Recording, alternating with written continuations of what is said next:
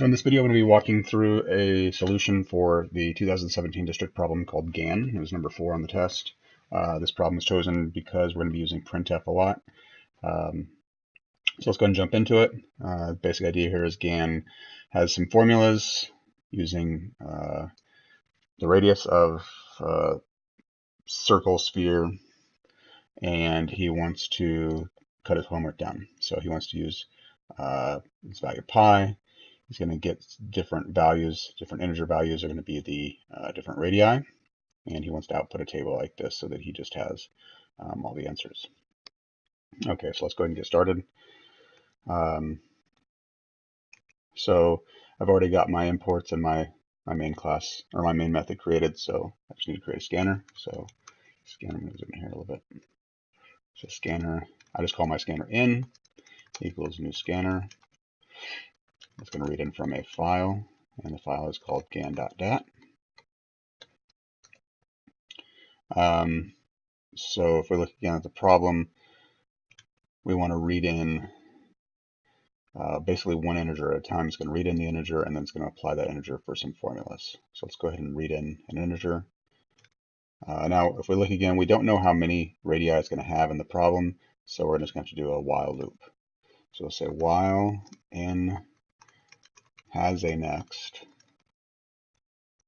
So while n dot has next, let's go ahead and just read in that radius equals n dot next int. Okay.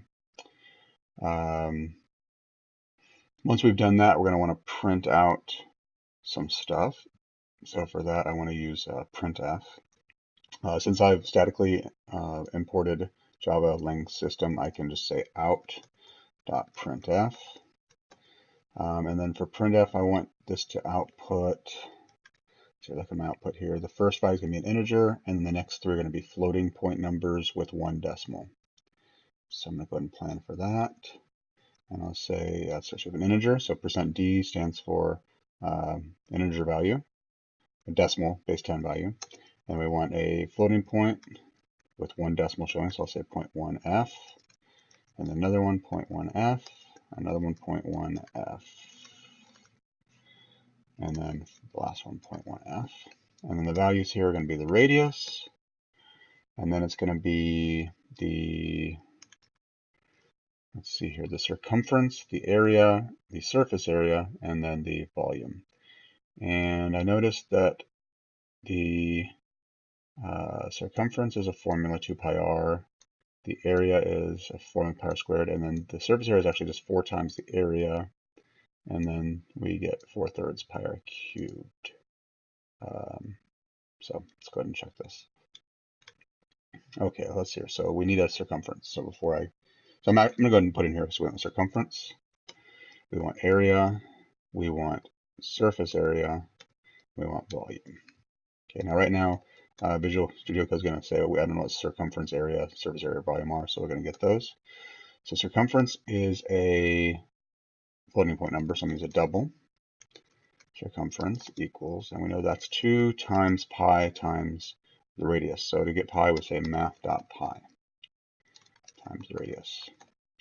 Now, if we look at the documentation, which I've got right up here, and I search for math.pi, okay, math.pi, because we know it's pi, but I want to know how precise that is. So I'm going to click on that show set of values.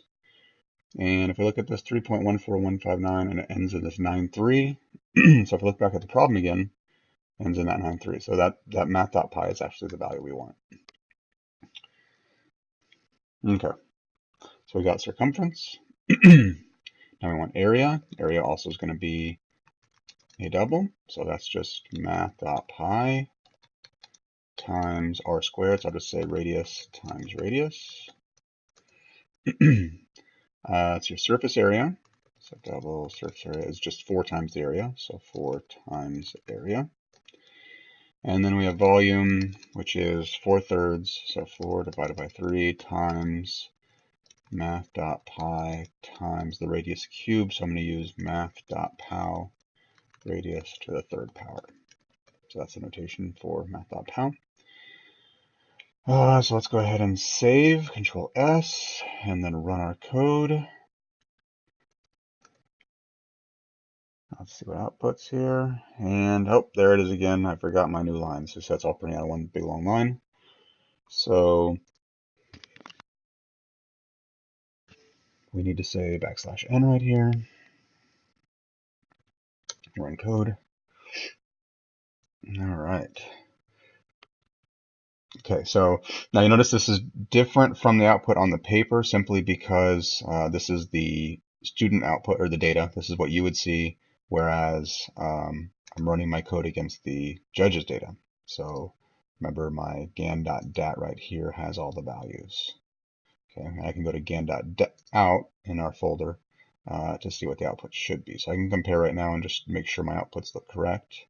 Everything looks right except for this last column. And the reason for that is because of the way division works.